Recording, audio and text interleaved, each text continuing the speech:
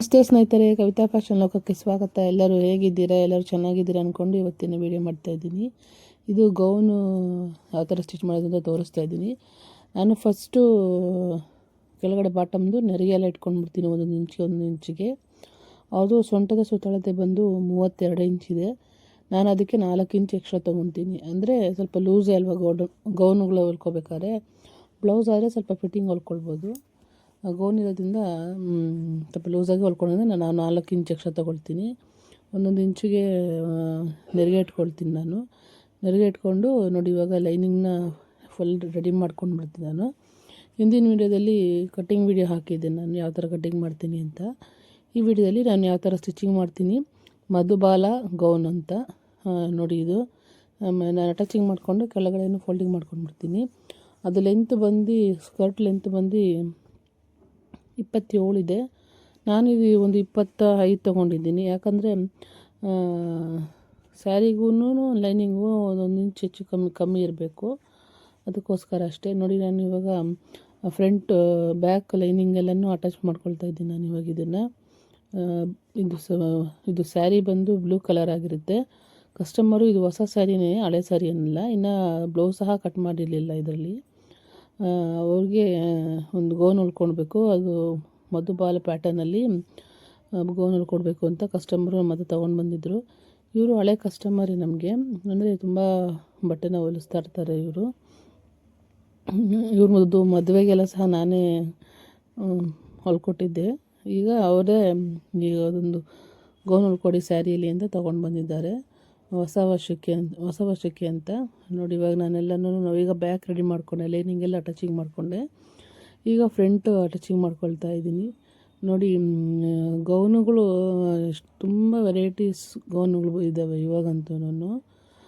ಅದರಲ್ಲಿ ಇದೊಂದು ಗೌನ್. ಇದು ಅಂದರೆ ನಾರ್ಮಲ್ ಗೌನ್ ಅಂದರೆ ಮಾಮೂಲಿ ಡಾಟ್ ಬಂದು ನೆಕ್ ಶೇಪ್ ಬರುತ್ತೆ. ಇದು ಇವರು ನನಗೆ ಮಧುಬಾಲ ಪ್ಯಾಟರ್ನಲ್ಲಿ ಮುಂದೆಗಡೆ ಮಧುಬಾಲ ಪ್ಯಾಟರ್ನ್ ಬರುತ್ತಲ್ವ, ಆ ಥರದಲ್ಲಿ ಮಾಡಿಕೊಡಿ ಅಂತ ಹೇಳಿದರು. ಸರಿ, ಮಾಡ್ಕೊಳ್ತೀನಿ ಅಂತ ಈಸ್ಕೊಂಡೆ ನಾನು. ಇವಾಗ ನೋಡಿ, ಫ್ರಂಟಲ್ಲಿ ಡಾಟ್ ಇಟ್ಕೊಳ್ತಾ ಇದ್ದೀನಿ ನಾನು. ಡಾಟ್ ಇಟ್ಕೊಂಡು ಎಲ್ಲ ನೋಡಿ, ಫ್ರಂಟು ರೆಡಿ ಆಯಿತು, ಬ್ಯಾಕ್ ರೆಡಿ ಆಯಿತು. ಇವಾಗ ಇದು ಮುಂದೆಗಡೆ ಫ್ರಂಟಲ್ಲಿ ಪೀಸ್ ನಾನು ಕಟ್ ಮಾಡಿ ಇಟ್ಕೊಂಡಿದ್ದೆ. ಇವಾಗ ಅದಕ್ಕೆ ನಾನು ಬಾರ್ಡ್ರನ್ನ ಅಟ್ಯಾಚಿಂಗ್ ಮಾಡ್ಕೊಳ್ತಾ ಇದ್ದೀನಿ. ಮುಂದೆಗಡೆ ಬಾರ್ಡ್ರ್ ಬರುತ್ತೆ, ಅದಕ್ಕೋಸ್ಕರ ಅದು ಅಟ್ಯಾಚಿಂಗ್ ಮಾಡ್ಕೊಂಡು ಅದ್ರ ಮೇಲೆ ಒಂದು ಕಿನಾರಿ ಸ್ಟಿಚಿಂಗ್ ಹಾಕ್ಕೊಳ್ತೀನಿ. ಕಿನಾರಿ ಸ್ಟಿಚಿಂಗ್ ಹಾಕ್ಕೊಂಡು ಅದು ಫ್ರಂಟ್ ಪೀಸಲ್ಲಿ ಲೈನಿಂಗ್ ಪೀಸು ನಾನು 2 ಪೀಸು ಕಟ್ ಮಾಡ್ಕೊಳ್ತೀನಿ, ಸ್ವಲ್ಪ ಮಂದವಾಗಿ ಇರಲಿ ಅಂತ ಅಷ್ಟೇ. ನೋಡಿ, ಅಟ್ಯಾಚಿಂಗ್ ಎಲ್ಲ ಮಾಡಿಕೊಂಡು ಕ್ಲೀನಾಗಿ ಕಟ್ ಮಾಡ್ಕೊಳ್ತೀನಿ ಕಚೆನೆಲ್ಲನೂ. ಫುಲ್ಲು ರೆಡಿ ಆಯಿತು ಇವಾಗಿದ್ದು. ಇದು ಸ್ಲೀವ್ ನಾನು ಅವರಿಗೆ ಅದು ಮೆಜರ್ಮೆಂಟು 10 ಇಂಚ್ ಉದ್ದ ಸ್ಲೀವ್ ಮೆಜರ್ಮೆಂಟ್ ಕೊಟ್ಟಿದ್ರು ಅವರು.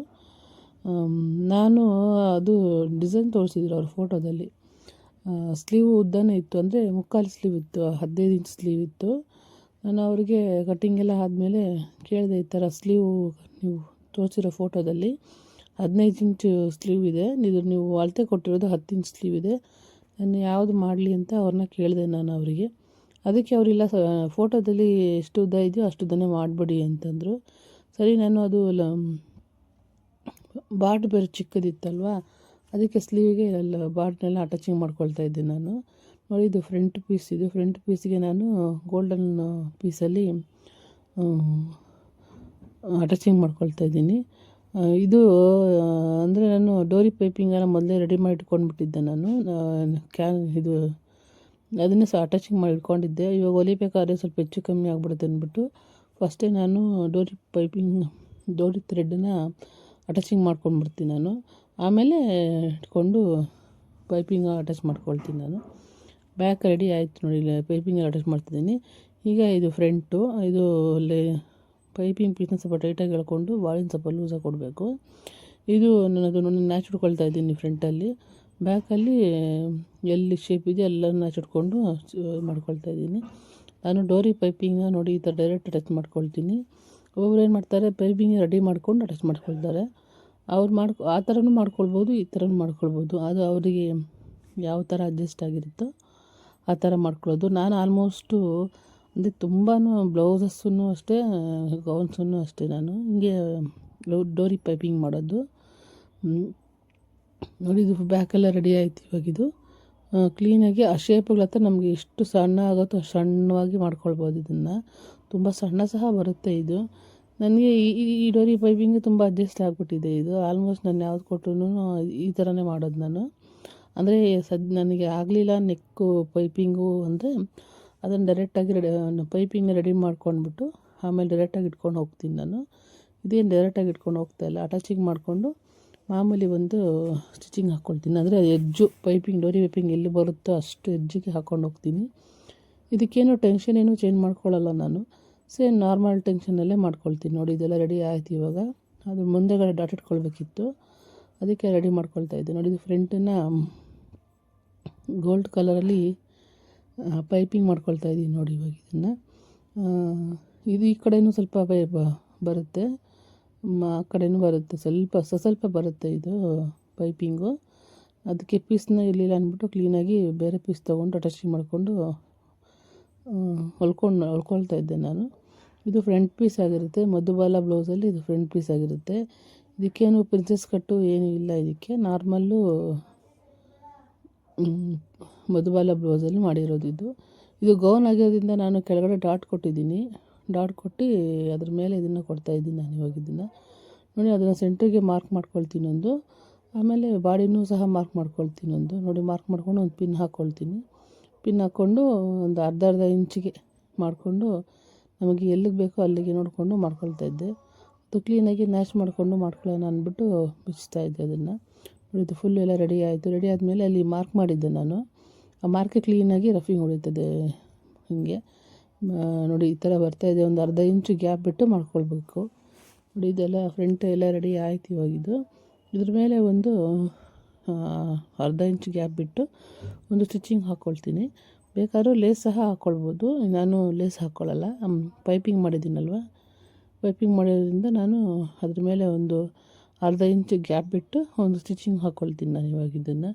ನೋಡಿ ಇದು ಇವಾಗ ಫ್ರಂಟು ಬ್ಯಾಕು ಎಲ್ಲ ರೆಡಿ ಆಯಿತು. ಶೋಲ್ಡರ್ ಅಟ್ಯಾಚ್ ಮಾಡ್ಕೊಳ್ತಾ ಇದ್ದೀನಿ ನಾನು ಇವಾಗ ಇದನ್ನು. ಶೋಲ್ಡರ್ 2 ಸತಿ ಸ್ಟಿಚಿಂಗ್ ಹಾಕ್ಕೊಳ್ತೀನಿ ನಾನು. ಇದು ತುಂಬ ಸಿಂಪಲ್ಲಾಗಿ ಈಸಿಯಾಗಿ ಮಾಡ್ಬೋದು. ನೋಡಿ ನೋಡ್ತಾ ಇರೋರು ಒಂದ್ಸತಿ ಟ್ರೈ ಮಾಡಿ ನೋಡಿ. ಯಾವುದೇ ಒಂದು ಬ್ಲೌಸ್ ಆಗಲಿ ಡ್ರೆಸ್ ಆಗಲಿ ಸ್ವಲ್ಪ ಚೇಂಜಸ್ಸು ಮಾಡ್ಕೊಳ್ಬೇಕು. ಒಂದು ಹೊಲ್ದಿದ್ದ ಥರನೇ ಹೊಲ್ಕೊಂಡ್ರೆ ಬೋರ್ ಆಗುತ್ತೆ. ಅದಕ್ಕೆ ಇದೊಂದು ಸ್ವಲ್ಪ ಚೇಂಜಸ್ ಇರಲಿ ಅಂತ ಕಸ್ಟಮರೇ ನಮಗೆ ಈ ಥರ ಡಿಸೈನ್ಸನ್ನು ಹೇಳಿದ್ರು ಮಾಡಿಕೊಡಿ ಅಂತ. ನಮಗೂ ಒಂದು ಈ ಟೈಲರ್ಸ್ಗಳಿಗೆ ಗೌನ್ನೇ ಹೊಲ್ದಿರೋ ಬ್ಲೌಸೇ ಹೊಲ್ದು ಬೇಜಾರಾಗಿರೋದ್ರಿಂದ ಸ್ವಲ್ಪ ಡಿಫ್ರೆಂಟಾಗಿ ಏನಾದರೂ ಸಿಕ್ಕಿದಾಗ ಅದೊಂದು ವೀಡಿಯೋ ಮಾಡಿ ಹಾಕ್ಕೊಳ್ತಾ ಇರ್ತೀನಿ ನಾನು. ಇದು ನೋಡಿ ಇವಾಗ ಸೈಡಲ್ಲೂ ಮಾರ್ಕ್ ಮಾಡ್ಕೊಂಡಿದ್ದೆ, ನ್ಯಾಚ್ ಇಟ್ಕೊಂಡು ಅಟ್ಯಾಚಿಂಗ್ ಮಾಡ್ಕೊಳ್ತಾ ಇದ್ದೆ. ಇವಾಗ ಇದನ್ನು ನೋಡಿ ಅವ್ರದ್ದು ಮೆಜರ್ಮೆಂಟ್ ಕೊಟ್ಟಿದ್ರಲ್ವ, ಮೆಜರ್ಮೆಂಟ್ಗೆ ನೋಡಿಕೊಂಡು ಮಾರ್ಕ್ ಮಾಡ್ಕೊಳ್ತಾ ಇದ್ದೆ ನಾನು. ಗೌನ್ಗೆ 2 ಸ್ಟಿಚಿಂಗ್ ಬರುತ್ತೆ ಇದು, ಈ ಕಡೆ 2 ಸ್ಟಿಚಿಂಗು ಆ ಕಡೆ 2 ಸ್ಟಿಚಿಂಗ್ ಬರುತ್ತೆ ಇದು. ನೋಡಿ ಯಾವ ಥರ ಮಾಡೋದು ಗೌನುಗಳು ಯಾವ ಥರ ಬರ್ತಾಯಿದೆ. ನೀವು ಒಂದ್ಸಲ ಟ್ರೈ ಮಾಡಿ, ಹೊಸ್ದಾಗಿ ಕಲಿತಾ ಇರೋರು. ಗೌನುಗಳು ಇದು ಹೊಸ ವರ್ಷಕ್ಕೆ ಅಂತ ಹೇಳಿದರು. ಇನ್ನೂ 2 ಗೌನ್ ಇದೆ, 2 ಗೌನು ಅದು ಬೇರೆ ಥರ ಪ್ಯಾಟರ್ನಲ್ಲಿದೆ. ಅದನ್ನು ಸಹ ವೀಡಿಯೋ ಮಾಡಿ ಹಾಕ್ತೀನಿ, ಅದು ಯಾವ ಥರ ಮಾಡಿದ್ದೀನಿ ಅಂತ. ಇವಾಗ ನೋಡಿ ಸೈಡೆಲ್ಲ ಅಟ್ಯಾಚಿಂಗ್ ಆಯ್ತಿದ್ದು. ಅಟ್ಯಾಚಿಂಗ್ ಆದಮೇಲೆ ನಾನು ಕೆಳಗಡೆ ಸ್ವಲ್ಪ ಅದು ಒಂದು ಸ್ವಲ್ಪ ಜಾಸ್ತಿ ಇತ್ತು, ಅದನ್ನು ಕ್ಲೀನಾಗಿ ಸ್ಟಿಚಿಂಗ್ ಮಾಡಿಕೊಂಡು ಅದನ್ನು ಕಟ್ ಮಾಡ್ಕೊಳ್ತಾ ಇದ್ದೆ.